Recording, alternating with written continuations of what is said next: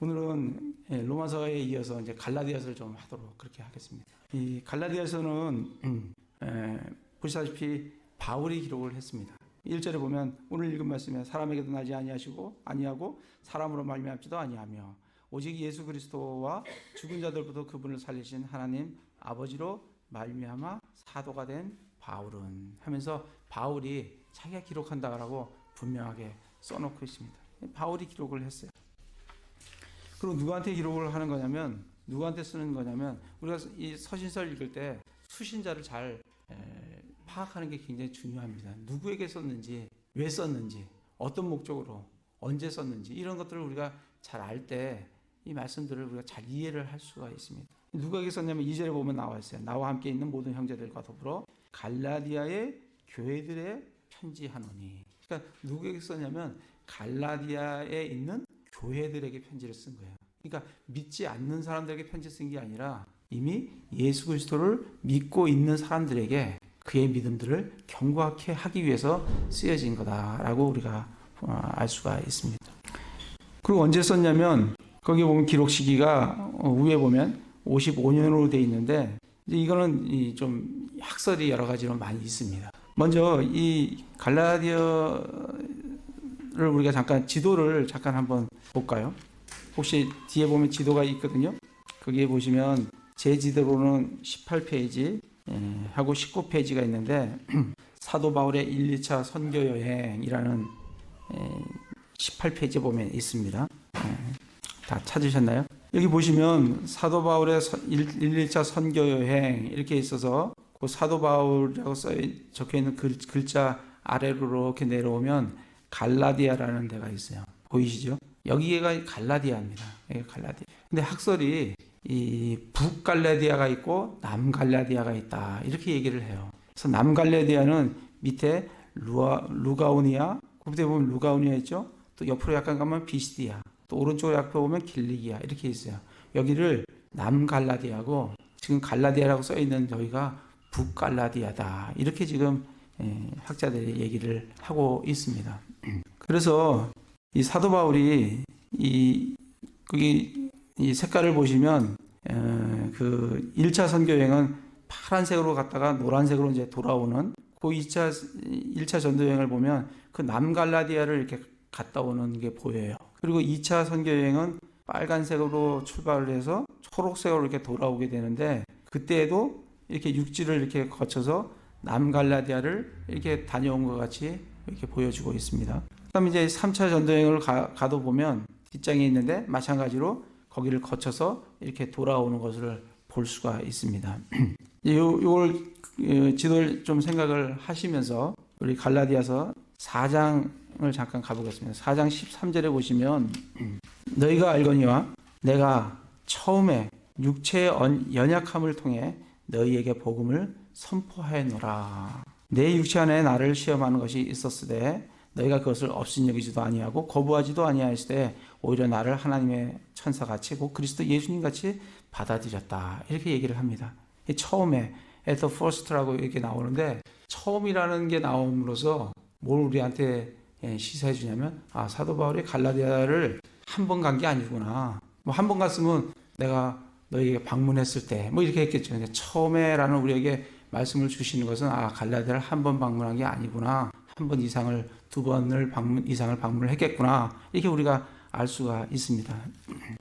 그래서 사도 바울이 갈라디아를 언제 방문을 했는지 우리가 잠깐 좀 보도록 하겠습니다. 사도행전을 좀 가보도록 하겠습니다. 사도행전 13장을 보겠습니다. 사도행전 13장을 보시면 지금 이 안디옥 교회가 세워지는 그런 장면이 나와요. 13장에 보면 13장의 3절에 보면 그들이 금식하여 기도하고 그들에게 안수하여 그들을 파송을 합니다. 누구와? 바울과 바나바를 1차 선교 여행으로 파송을 해요. 아까 1차 선교 여행 이렇게 남갈라디아 갔다 온 걸 이렇게 잠깐 눈으로 보셨죠? 키프로스를 거쳐서 13절에 보면 밤빌리아 버가에 이르렀다. 그렇게 얘기를 쭉 적어놓고 있습니다. 그러니까 이게 지금 어디를 갔다 온 거냐면 이 13절이 남갈라디아를 갔다 온 내용들을 지금 적고 있는 겁니다. 그렇게 해서 뭐 이게 쭉 거쳐 나갑니다. 그래서 14장에 보면 이고니움에 가고 이렇게 이제 쭉 가서 14장 8절에 보면 루스드라, 그다음에 20절에 보면 더베, 이렇게 하고 1차 선교 여행을 마치게 돼요. 그리고 이제 할례 문제 때문에 예루살렘 회의에 참석을 하고, 그다음에 16장으로 가보겠습니다. 16장이 이제 2차 선교 여행이 진행되는 거예요. 근데 여기에 이제 어디에 가냐면 1절에 보면 더베와 루스드라에 갔었어요. 거기 갔는데 거기에 누가 있었어요? 디모데라는 제자가 있었어요. 그래서 만나고 6절에 보면 이제 그들이 부르기아와 갈라디아 지방을 두루 다닌 뒤에, 이렇게 나옵니다. 이게 이제 북갈라디아, 위쪽에 있는 갈라디아를 말하는 거예요. 실제로 지도에 나와 있는 갈라디아죠. 거기를 얘기하는 거예요. 그래서 성경적으로 문자적으로 보면 남갈리아다 북갈리아다가 있는지는 잘 학자들이 이렇게 얘기를 하지만, 우리가 성경에서 파악할 수 있는 것은 이 6절 2차 전도 여행 때 사도 바울이 부르기아와 갈라디아를 갔었어요. 그리고 앞에 나와 있는 남갈라디아라고 얘기한 데는 거기는 갈라디아라는 말이 나오지는 않습니다. 그래서 첫 번째 간 거는 2차 선교 여행 때 16장 6절에 갈라디아 지방을 방문을 합니다. 그리고 쭉 이제 넘어가서 빌립보 지방으로 갔다가 17장에 가면 데살로니카로 가게 돼요. 그리고 데살로니카에 지나서 18장에 가면 바울이 고린도에 가서 사역을 하고, 고린도에서 이제 우리가 그 유명한 로마서를 거기서 쓰고, 이렇게 이제 하면서 18장 23절에 가면 이제 3차 선교 여행이 시작이 돼요. 23절에 보면 거기서 얼마를 지낸 뒤에 안디옥에 돌아와서 이제 얼마를 지냈습니다. 지낸 뒤에 떠나서 갈라디아와 브리기아의 온 지방을 차례로 다니며 모든 제자들을 강하게 하니라. 그래서 어디를 또 지나냐면 3차 전도여행 아까 보시다시피 갈라디아 윗지방을 이렇게 지나가지고, 그래가지고 이제 거기에 누가 있었어요? 모든 제자들이 있다는 거예요. 그러니까 북쪽 갈라디아 그쪽 지방에도 복음이 이미 전파돼서 이미 거기에 제자들이 있었다는 거예요. 그래서 이 갈라디아가 언제 쓰여졌느냐, 이 남갈라디아서를 이렇게 주장하는 사람들은 처음에 1차 선도 여행 때 사도 바울이 남갈라디아를 방문했기 때문에 두 번째 2차 선교 여행 후에 썼을 거다. 그렇게 하시는 분들은 AD 55년경에 썼을 거다. 이렇게 이제 주장을 하는 거고, 아니다. 이 남갈라디아서는 그냥 생각을 하는 거고, 실제로 저 북갈라디아의 방문을 성경에 나와 있으니 북갈라디아 방문을 했던 거 보면 첫 번째 남갈라디아에서 1차 선교 여행 때 남갈라디아를 갔다고 하는데 그것은 간 것이 거기를 얘기하는 게 아니고 두 번째 2차 선교 여행부터 갈라디아를 갔다라고 보면 두 번째 이후에 방문을 했다고 하니 2차 선교 여행이 아니고 3차 선교 여행 중간이나 그다 아니면 후에 이 갈라디아를 썼을 거다. 그러면 어떻게 되냐면 AD 한 58년경이 됩니다. 그렇게 이제 말씀을 하신 분들이 있고, 우리 갈라디아서를 가보겠어요. 갈라디아서 맨 뒤에 가보면 우리 킹제임스 성경에는 우리에게 놀라운 또 한 가지 사실을 우리에게 알려주세요. 맨 끝에 보시면 갈라디아 사람들에게 로마에서 써서 보내다, 이렇게 돼 있어요. 다른 성경에는 이게 없습니다. 이게 써 있지가 않아요. 근데 우리 킹제임스 성경에는 로마에서 써서 보내다, 이렇게 돼 있어요. 그럼 사도 바울이 로마를 언제 갔냐면 3차 선교 여행을 마치고 돌아와서 어디 갔어요? 예루살렘을 방문해서 거기서 잡히고 재판받고 로마에 도착한 게 AD 62년입니다. 그렇다고 하면 갈라디아가 쓰여진 것이 상당히 뒤로 이렇게 넘어가게 됩니다. 그래서 그건 여러 가지 학설에 따라 있기 때문에 그런 정도만 아시면은 되지 않겠나 생각이 듭니다. 그래서 사도 바울이 어쨌든 갈라디아를 그렇게 두 번이나 실제로 지명이 있는 그 갈라디아를 두 번이나 지금 방문을 했다라고 우리에게 지금 보여주고 있습니다. 다시 갈라디아에서 와서, 근데 이 갈라디아에 문제가 생겼어요. 문제가 생겼어요. 그래서 어떤 문제가 생겼냐면 1장 6절부터 9절에 보면 그리스도의 은혜 안으로 너희를 부르신 분을 너희가 이렇게 속히 떠나 다른 복음으로 옮겨가는 것을 내가 이상히 여기노라. 이들이 복음을 들었어요. 그런데 뭔지 모르지만 다른 복음으로 옮겨가 버렸어요. 그 사도 바울이 전한 그 복음에 머물러 있지 않고 다른 복음으로 뭔가 지금 끼어들었어요. 뭔가 지금 어지럽혀 놨어요. 그래서 사도 바울이 이상히 여기노라. 7절에 보면 그것은 또 다른 참복음이 아니며 다만 너희를 어지럽히고 그리스도의 복음을 왜곡하려 하는 자들이 더러 있도다. 그러면서 사도 바울이 8절에 그러나 우리나 혹은 하늘로부터 온 천사라도 우리가 너희에게 선포한 복음 외에 어떤 다른 복음을 너희가 선포하면 그는 저주를 받을지어다 하고 아주 강력하게 지금 그들에게 경고를 주는 걸 볼 수가 있습니다. 이 다른 서신에 보면 사도 바울이 그들을 격려하는 말을 항상 씁니다. 항상 쓰는데 이 갈라디아서는 이 격려 말이 없고 바로 그냥 아주 강하게 그들을 질책하는 그런 말씀을 우리가 볼 수가 있습니다. 이 19절도 마찬가지로 너희가 받아들인 것 외에 다른 복음을 너희에게 선포하면 그는 저주를 받는다라고 두 번이나 그렇게 강하게 말씀을 해주고 있습니다. 이뿐만 아니라 2장 4절에 보면 이는 알지 못하는 사이에 들어온 거짓 형제들 때문이라. 그들이 그리스도 예수님 안에서 우리가 누리는 우리의 자유를 엿보아 우리를 속박하려고 몰래 들어왔으나 이 거짓 형제들이 들어온 거예요. 이 갈라디아에 들어와서 할례를 받아야 한다. 너희가 구원을 받으려면 할례를 받아야 되고 너희가 구원받은 이후에도 할례와 율법을 지키지 않으면 너희가 구원을 받지 못한다. 이렇게 몰래 들어온 거예요. 들어와서 이들을 어지럽혀 놓은 거예요. 그래서 이들을 사도 바울은 뭐라고 하냐면 거짓 형제다라고 얘기를 합니다. 정말 우리가 말씀을 잘 알아야 되는 이유가 이 세상이 4절에 보면 악한 현 세상이에요. 그래서 정말 우리가 말씀을 잘 모르면 정말 누가 이 얘기하면 이게 맞는 것 같고 누가 저 얘기하면 저게 맞는 것 같고 왔다 갔다 합니다. 정말 이 어려운 세상에 살고 있어요. 그렇기 때문에 우리가 하나님 말씀을 정말 잘 알고 그 말씀에 견고하게 서야 돼요. 그래서 누가 얘기하면 그게 참인지 그게 거짓인지 그걸 분별할 수가 있어야 됩니다. 그래야 우리가 어디에서 신앙생활을 하든 흔들리지 않고 하나님 말씀 위에 견고하게 우리의 신앙생활을 할 수가 있습니다. 이 거짓 형제가 들어온 거예요. 그래서 3장 1절에 가면 사도 바울이 어디에 이렇게 그 교인들한테 이렇게 얘기를 합니까? 오 어리석도다 갈라디아 사람들아 하면서 질책을 하는 걸 볼 수가 있습니다.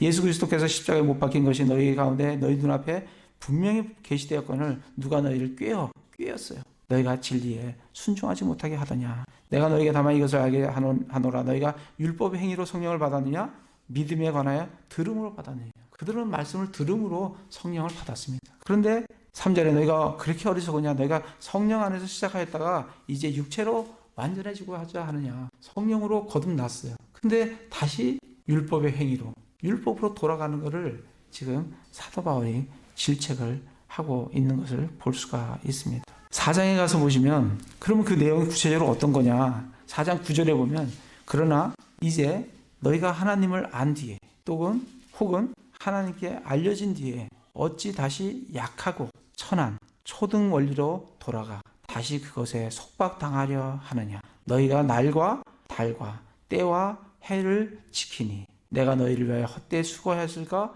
너희로 인해 염려하노라. 이들이 뭘 했는지 우리가 알 수가 있습니다. 이들이 구약에 나와 있는 절기들을 지키는 거예요. 율법에서 대해서 죽었고 율법에 대해서는 이제 관계없는 믿음의 의를 가진 하나님의 의를 가진 이들이 다시 율법으로 돌아가서 지금 날과 달과 절기들을 지키는 것을 지금 말씀을 해주고 계십니다. 5장에 가면 이들의 문제가 뭐냐면 5장 1절에 보면 그리스도께서 우리를 자유롭게 하셨으니 그러므로 그 자유에 굳게 서고 다시 속박의 멍에를 매지 마라. 우리를 자유롭게 해주셨다고요. 우리는 죄로부터 율법으로부터 그리고 죄와 사망의 법으로부터 우리는 자유롭게 됐어요. 근데 다시 율법이라는 속박으로 돌아가지 말라고 매지 말라고 그러면서 2절부터 쭉 나오는 게 뭐냐면 할례에 대한 얘기예요. 2절에 보면 보라 나 바울이 너에게 말하노니 너희가 만일 할례를 받으면 그리스도께서 너희에게 아무 유익도 주지 못하리라. 3절에 내가 할례를 받는 각 사람에게 다시 증언하노니 그는 온 율법을 행한 의무를 가진 자니라. 너희 중에 누구든지 율법으로 그렇게 된 자에게는 그리스도께 아무런 효력이 없으며 너희는 은혜에서 떨어져 나갔느니라 하면서 할례 받는 것에 대해서 아주 받지 말라고 아주 질책을 하고 있는 것을 볼 수가 있습니다. 그래서 7절에 너희가 잘 달렸는데 이들이 잘 달렸어요. 예수 그리스도를 믿고 하나님의 의를 품은 채 정말 거듭난 그런 성도들이에요. 잘 달렸어요. 누가 너희를 막아 너희가 진리에 순종하지 못하게 하더냐. 이렇게 설득하는 것은 너희를 부르신 분에서 난 것이 아니다. 이 작은 누룩이 하나가 온 땅을 뜨게 한다. 정말 우리도 참 조심해야 되는 게 우리 형제자매들이 저를 포함해서 우리가 하나님 말씀을 잘 알아야 되는 것 중에 이유 중에 하나가 우리 사도 바울이 이렇게 말씀을 전하고 가르치고 세운 교회에도 누룩이 들어왔는데 하물며 우리 교회가 누룩이 안 들어오겠습니까? 에? 누룩이 들어오죠. 그거를 우리 형제자매들 철교에서 말씀을 잘 보고 어떤 누룩이 들어왔는지 어떤 거짓 형제가 들어왔는지 그거를 잘 보고 배척해야 되는 거예요. 쫓아내야 되는 거예요. 그걸 하기 위해서 우리는 하나님의 말씀을 정확하게 올바로 잘 알아야 된다라고 말씀을 해주고 있습니다. 그래서 5장 1절부터 여기까지는 계속해서 할례에 대해서 얘기를 해주고 있어요. 6장으로 넘어가 보겠습니다. 6장 12절에 보면 육신으로 잘 보이고자 하는 자들이 너희로 하여금 억지로 할례를 받게 함은 단지 그리스도의 십자가로 인한 핍박을 받지 아니하려 함이라. 이들에게 할례를 이렇게 한 것은 할례를 받으면 그때 당시에 유대인들로부터 핍박을 안 받습니다. 사도 바울이 그렇게 가는 곳마다 핍박을 받은 것은 유대인들한테 너희들 예수 그리스도를 믿으면 너희 유대인이라 할지라도 너희들 할례 받지 마라. 네 자녀들에게 할례 주지 마라. 모세 율법 지키지 마라라고 강력하게 복음을 전했기 때문에 사도 바울이 그렇게 핍박을 받은 거예요. 근데 반면에 예루살렘에 있는 야고보 같은 경우에는 성전 예배 갈 것 다 지켰어요. 실제로 예루살렘에 있는 이 사도들은 핍박 별로 안 받았습니다. 예, 그들은 그리스도이면서 율법의 모든 것을 다 지킨 사람들. 그래서 그를 핍박을 안 받았다고. 그래서 그러한 문제가 성경 갈라디아서 쭉 읽어보시면 지금 갈라디아서에 어떤 문제가 지금 있구나. 이걸 우리가 충분히 알 수가 있습니다. 그래서 사도 바울이 갈라디아서 쓴 목적이 뭐냐면 2장 16절에 보면 사람이 율법의 행위로 의롭게 되지 아니하고 오직 예수 그리스도의 믿음으로 되는 줄 알므로 우리도 예수 그리스도를 믿었나니 이것은 우리가 율법의 행위가 아니라 그리스도의 믿음으로 의롭게 되고자 함이라. 율법의 행위로는 어떤 육체도 의롭게 될 수 없느니라 하면서 율법의 행위로는 의롭게 될 수 없다라는 것을 다시 한번 이들에게 새겨주는 거예요. 율법의 행위로는 의롭게 될 수가 없다. 그러면 구원받은 사람들은 어떻게 살아야 되는 거냐? 3장 11절에 보면 그러나 하나님 눈앞에서는 아무도 율법으로 의롭게 되지 못할 것이 분명하니 의인은 믿음으로 살리라 하였느니라. 의롭게 된 사람들은 뭐로 살아야 되냐면 율법의 행위로 사는 것이 아니라 믿음으로 살아간다. 그거를 이들에게 알려주기 위한. 로마서에 우리가 지난번까지 로마서를 공부했는데 로마서에 보면 로마서 1장 17절 말씀이 로마서 전체의 주제라고 그랬어요. 로마 1장 17절에 뭐라고 되어 있습니까? 복음에는 하나님의 의가 믿음에서 믿음까지 계시되어 있나니 기록된 바 의인은 믿음으로 말미암아 살리라. 그렇게 되어 있어요. 거기서 믿음이 두 번 나오는데 첫 번째 믿음이 우리를 의롭게 해주는 믿음이에요. 갈라디아서의 주제는 로마서의 주제는 첫 번째 믿음에 물론 두 번째 것도 얘기를 하지만 첫 번째 믿음이 중점이에요. 어떻게 사람이 하나님 앞에 의롭게 되느냐 여기에 초점이 로마서의 초점이에요. 근데 갈라디아의 초점은 그것도 알려주지만 사람이 의롭게 되는 게 율법의 행위로 되지 않고 믿음으로 된다는 거 알려주지만 갈라디아에서 초점은 뒤에 믿음이 있어요. 믿음으로 너희가 살아야 된다. 믿음에서 믿음까지는 계시되어 있는데 첫 번째 믿음을 강조한 것이 로마서면 두 번째 믿음을 강조하는 것이 갈라디아서예요. 너희들이 구원을 받았는데 왜 행위로 돌아가서 행위로 너희가 너희의 삶을 살려고 하느냐. 구원받는 것도 의롭게 되는 것도 믿음으로 되는 거고 그리고 믿은 후에 의인이 살아가는 것도 율법의 행위가 아니라 믿음으로 살아간다 하고 믿음으로 의인은 믿음으로 살리라 하는 이 뒷부분에 강조가 되어 있는 게 갈라디아서입니다. 그러니까 같은 걸 얘기를 하지만 로마서의 초점과 갈라디아서 초점이 다른 것을 우리가 볼 수가 있어요. 그래서 갈라디아서는 4장까지는 율법과 은혜에 대해서 얘기를 하다가 5장, 6장에 넘어가면 어떻게 은혜를 받은 사람이 어떻게 주님 안에서 자유롭게 성령에 따라서 살아가는지에 대해서 5장, 6장에 대해서 말씀을 해주고 있습니다. 그래서 갈라디아서 전체의 주제는 로마서 5장 1절이에요. 5장 1절을 보겠습니다. 그리스도께서 자유로 우리를 자유롭게 하셨으니 그러므로 그 자유 안에 굳게 서고 다시 속박의 멍에를 매지 마라. 이게 갈라디아서 전체의 초점이에요. 주제예요. 너희가 예수 그리스도로 말미암아 의롭게 되었고 이제 너희가 자유롭게 되었다. 그러니 다시 그 율법의 속박의 멍에를 매지 마라. 이거를 그들에게 갈라디아 교인들에게 알려주기 위해서 이 갈라디아서를 썼습니다. 그래서 그것을 잘 기억하면서 이 말씀을 보시면 좋을 것 같습니다. 다시 갈라디아서 1장에 와서 이 사도 바울이 1장 1절에 보면 사람들에게서 나지도 아니하고 사람으로 말미암지도 아니하며 오직 예수 그리스도와 죽은 자들로부터 그분을 살리신 하나님 아버지로 말미암아 사도가 된 바울은 자기가 사도가 된 것이 어떤 예루살렘에 있는 12사도로부터 자기가 사도가 임명받은 게 아니에요. 사도 바울은 예수 그리스도와 죽은 자들부터 그분을 살리신 하나님 아버지로 말미암아 사도가 되었어요. 그래서 앞에 뭐라고 하냐면 사람에게서 나지도 아니하고 사람으로 말미암지도 아니하며 오직 예수 그리스도와 하나님으로부터 내가 사도직을 받았다는 것을 분명하게 밝히고 있습니다. 11절에 보시면 1장 11절에 보면 그러나 형제들아 내가 너희에게 확실히 알리노니 내가 선포한 복음은 사람을 따라 나지 아니하였느니라. 이 사도 바울이 복음을 선포했는데 이 복음은 사람에 따라 나지 않았어요. 나는 그것을 12절 보면 나는 그것을 사람에게서 받지도 아니하고 배우지도 아니하였으며 다만 그것은 예수 그리스도의 계시로 말미암았나이다. 사도 바울이 전파한 그 복음은 사도 바울이 베드로에게 배운 게 아니에요. 야고보한테 배운 게 아니에요. 요한한테 배운 게 아닙니다. 그걸 아니라고 지금 내가 선포한 것은 사람에게 난 것도 아니고 사람에게서 받은 것도 아니라는 거예요. 그럼 어떻게 받았냐? 예수 그리스도의 계시로 받았다라고 지금 말씀을 해주고 있습니다. 그래서 15절에 보면 그러나 내 어머니의 태로부터 나를 구별하시고 자신의 은혜로 나를 부르신 하나님께서 자신의 아들을 내 안에 계시하사 내가 그분을 이교도까지 선포하는 것을 기표하실 때에 즉시 혈육과 의논하지 아니하였고 예루살렘으로 나보다 먼저 사도가 된 자들에게 올라가지도 아니하였으며 오직 아라비아로 들어갔다가 다시 다마스커스로 돌아갔노라. 사도 바울이 사도행전 9장에 보면 하늘로부터 다마스커스에서 빛을 받아서 예수 그리스도를 만나게 되고 거기서 거듭났어요.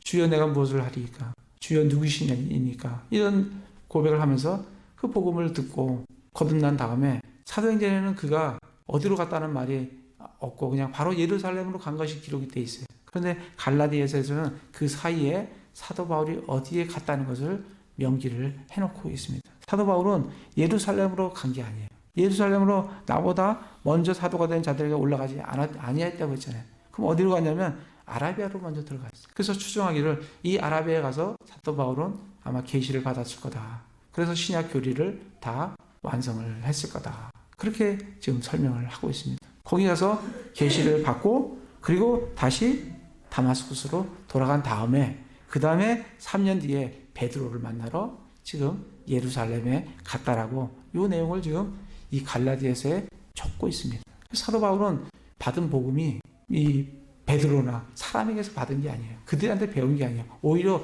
베드로와 요한과 야고보가 사도 바울한테 복음의 내용을 전달받았어요. 그들이 배웠어요. 서신서가 먼저 기록되고 복음서가 나중에 기록되었습니다. 사도 바울의 서신서가 먼저 기록됐어요. 그래서 2장에 보시면 그뒤 14년이 지나서 이제 이게 예루살렘 공회 때 올라간 내용이에요. 14년이 지나서 내가 바나바와 함께 디도를 데리고 다시 예루살렘에 올라갔는데 내가 계시로 말미암아 올라가 내가 이방인들 가운데 선포하는 그 복음을 그들에게 전달했다. 그들이 누구냐면 이 사도들이에요. 사도들에게 내가 복음을 전달하고 전달했는데 명성 있는 자들, 이 사도들이죠. 개인적으로 하였으니 이것은 어찌하든지 내가 다름질하는 것이나 다름질하는 것을 헛되지 아니하게 하라 합니다. 그래서 올라가서 누구에게? 사도들에게. 사도 바울이 오히려 복음을 알려준 거예요. 사도들은 그건 알고 있죠. 예수님이 죽으셨다가 묻혔다가 부활하셨다.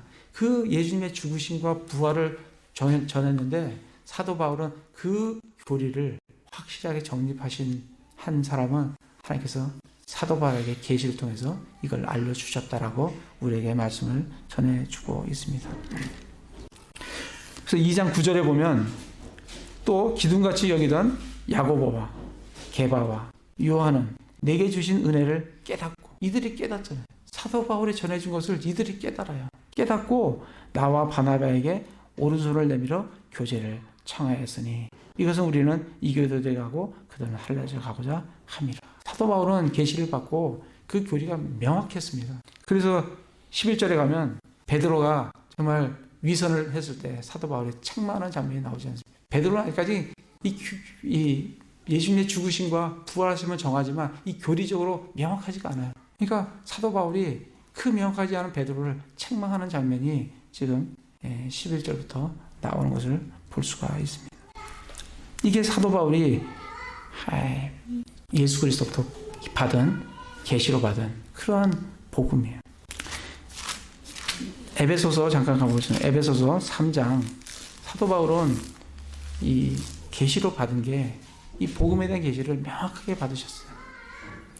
3장 2절부터 보면 1절부터 읽어보겠습니다. 이런 까닭에 너희 이방인들을 위해 예수 그리스도로 갇힌 자 된 나 바울이 말하노니 너희를 위해 내게 주신 하나님의 은혜의 경륜을 너희가 들었으리라. 그 계시로 그분께서 내게 그 신비를 알리셨나니, 계시로 신비를 알려주셨어요. 이 복음의 신비예요. 이게 신비를 그것은 내가 전에 몇 마디로 적은 것과 같으니라. 그것으로 말미암아 너희가 읽을 때 그리스도의 신비에 대하여 내가 알고 있는 바를 깨닫게 되리라. 그러면서 5절에 그분께서는 이제 자신의 거룩한 사도들과 대언자들에게 성령을 통해 이 신비를 계시한 것 같이 다른 시대에는 사람들 아들들에게 그것을 계시하지 않았어요. 누구에게 계시했냐면 사도 바울에게 계시를 했다는 거예요. 그럼 그 계시가 뭐냐면 이 신비는 곧 복음으로 말미암아 이방인들이 그리스도 안에서 동료 상속자가 되고 같은 몸에 속하게 되며 그분의 약속에 참여하는 자가 된다는 것이다. 이거는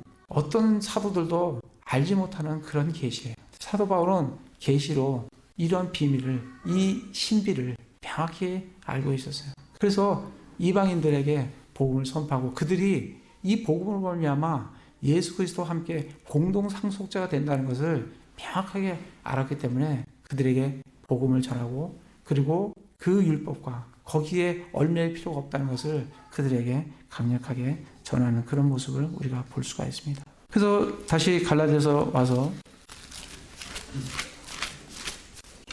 갈라디아서 보시면 사도 바울이 6절부터 너희가 그리스도 예수 안으로 너희를 부르신 분을 너희가 이렇게 속기를 떠나 다른 복음으로 옮겨가는 것을 내가 이상히 여기노라. 그것은 또한 다른 참 복음이 아니며 너희를 어지럽히고 그리스도의 복음을 왜곡하려는 자들이 더러 있었다. 그래서 우리는 참 복음이 뭐고 다른 복음, 참 복음, 그리스도의 복음이 뭐고 다른 복음이 뭔지 우리는 이 복음을 명확히 우리가 깨닫고 알고 확신하고 있어야 돼. 그래야 어디 가서도 누가 어떻게 우리를 꾀도 우리는 말씀으로 그것을 명확하게 그들에게 제시를 하면서 그들의 혼을 구원할 수 있는 그런 사람으로 우리가 견고하게 서야 될 줄로 생각을 합니다. 그래서 우리는 로마서 지나가니까 로마서를 했어요. 로마서 1장을 가보겠습니다. 다시 한번 리뷰를 하면서 로마서 1장에 보면 복음에 대해서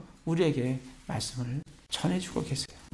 로마서 1장에 보면 예수 그리스도 종 1장 1절 예수 그리스도 종 바울은 사도로 부르심을 받아 하나님의 복음을 위해 구별되었어요. 하나님의 복음을 위해 구별된 사람이에요. 그러면서 복음을 설명하면서 이 복음은 그분께서 자신의 대언자들을 통하여 거룩한 성경 기록에 들에 미리 약속하신 것이다. 첫 번째는 이 복음은 하나님께서 자신의 대언자들을 통해서 거룩한 성경 기록들에 미리 약속하신 거예요. 그래서 우리는 성경 기록을 잘 보면 이 복음의 내용을 우리가 알 수가 있습니다. 3절에 보면 자신의 아들 예수 그리스도 우리 주에 관한 거예요. 자신의 아들, 하나님의 아들 예수 그리스도. 그래서 첫 번째 보여주는 것은 예수 그리스도가 누구라고요? 하나님의 아들이라고. 하나님의 아들은 하나님이세요. 그러니까 예수님은 하나님이시라고. 우리가 예수님이 어떤 분이냐? 예수님은 하나님이시다는 것을 우리 마음속에 명확한 정말 개념을 갖고 계셔야 됩니다. 예수님은 하나님의 아들로서 하나님이세요. 근데 그분께서는 육체로는 다윗의 씨에서 나셨고, 근데 이 하나님이 태어나셨는데 육신으로 태어나셨어요. 육신을 가지고 태어나셨어요. 그리고 그분은 어디서 태어나냐면 다윗의 씨에서 태어나셨어요. 그리고 거룩한 영으로는 죽은 자들부터 부활하심으로 하나님의 아들로 권능 있게 밝히 드러나셨나이다. 예수님은 하나님이시며 육신을 입고 오셨으며 나의 죄를 위해서 십자가에서 죽으셨어요. 그리고 피 흘리셨어요. 그리고 부활을 하셨어요.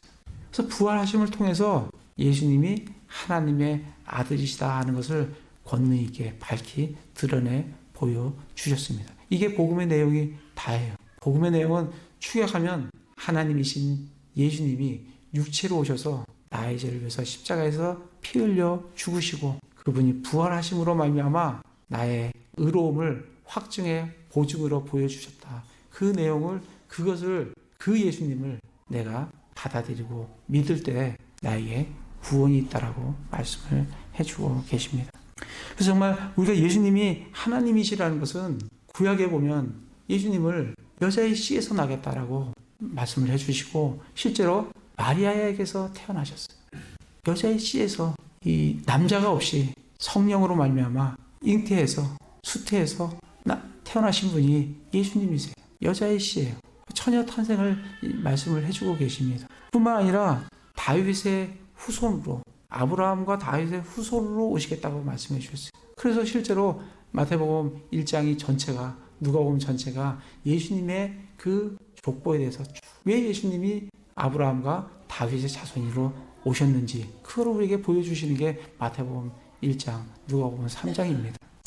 뿐만 아니라 예수님은 베들레헴에서 탄생을 하신다라고 미가서에 분명하게 말씀을 해놓고 계세요. 그래서 예수님은 베들레헴에서 태어나셨어요. 뿐만 아니라 다니엘서에 보면 9장 27절에 보면 예수님은 언제 태어나실 거다. 예루살렘 성벽이 건축대라는 칙령이 나갈 때부터 69일에가 되면 메시아가 오실 것이다 라고 다니엘서에 분명하게 기록을 해놓고 있습니다.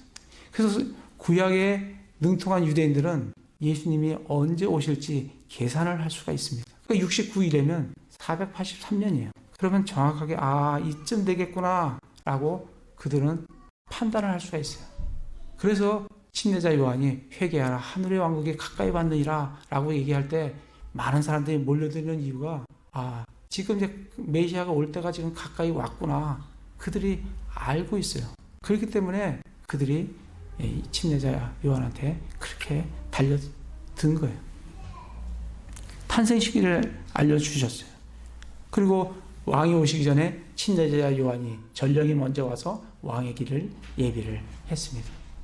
그리고 예수님을 침례를 받으시면서 하늘에서 하나님과 성령께서 예수님이 바로 하나님의 아들이라는 것을 우리에게 밝히 증명해 보여주셨습니다. 그리고 예수님은 이 땅에 사시면서 정말 하나님이시라는 것, 하나님의 아들이시다는 것을 명확하게 기적으로 우리에게 보여주셨어요. 죽은 사람을 살리시고 병든 자를 고치시고 병든 자마 귀머거리, 벙어리, 마귀 들린 자를 고치시고 자연 세계들 파도를 잠잠케 하시고 물 위를 걸으시고 그런 것들 보이시면서 메시아가 실제로 해야 될 일들을 다 보이셨어요. 뿐만 아니라 예수님은 자기가 유월절 어린 양으로 죽을 거다. 이사야 53장에 예수님이 어떻게 죽으실 거라는 것을 이미 예언을 해놓으셨고 또 예수님도 내가 유월절 어린 양으로 죽을 거다. 그랬을 때 예수님은 정확하게 유월절 바로 전날 그것도 3시에 6시 지나면 이제 유월절이 되는 겁니다. 3시에 예수님은 십자가에서 숨을 거두셨어요. 정말 저는 그걸 보면서 만약에 내가 로마 사람이고 내가 믿지 않는 로마 사람이고 유대인이라고 하면 저 같으면 재판을 한 일주일 정도 연기시킬 것 같아요. 예수님이 유월절 어린 양으로 했는데 예수님이 유월절 어린 양으로 안 돌아가시면 예수님은 메시아가 될 수가 없죠. 저 같으면 연기할 것 같아요. 근데 그게 하나님 뜻으로 연기가 되는 게 아닙니다. 그날 그 시간에 그때에 딱 죽으셔야 되는 거예요. 왜냐하면 유월절 어린 양으로 오셨기 때문에. 그리고 예수님이 죽기 전에 나는 3일 후에 부활을 한다 라고 말씀을 하시고 실제로 3일 낮 3일 밤 땅속에 계시다가 부활을 하셨어요. 그리고 부활하신 다음에 40일 동안 자기를 사도들에게 또 여인들에게 그리고 500의 형제들에게 보이셨습니다. 그걸 우리에게 보여주셨기 때문에 우리가 예수님이 하나님의 아들이시구나, 하나님이시구나 하는 것을 우리가 마음속에 확증을 할 수가 있습니다. 예수님이 그분이 하나님이셨구나. 그래서 그분이 나의 죄를 위해서 십자가에 죽으셨구나. 그래서 그분의 죽으심으로 말미암아 또 그분의 부활하심으로 말미암아 내가 의롭게 되는구나. 그것을 우리에게 말씀을 해주십니다.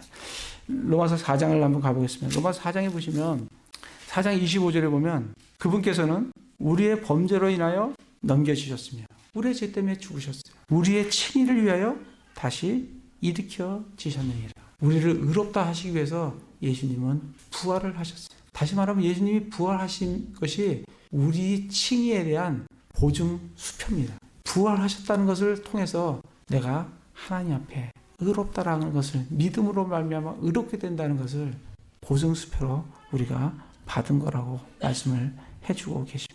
그래서 우리가 로마서 10장에 가시면 10장 9절 10절에 보면 내가 만일 내 입으로 주 예수님을 시인하고 내가 내 입으로 예수님이 그 주님이시다, 하나님이시다, 그분이 나의 죄를 위해서 십자가에 죽으시고 부활하신 분이시다 그런 것을 입으로 시인하고 하나님께서 그분을 죽은 자부터 살리신 것을 내 마음속에 믿으면 우리는 구원을 받습니다.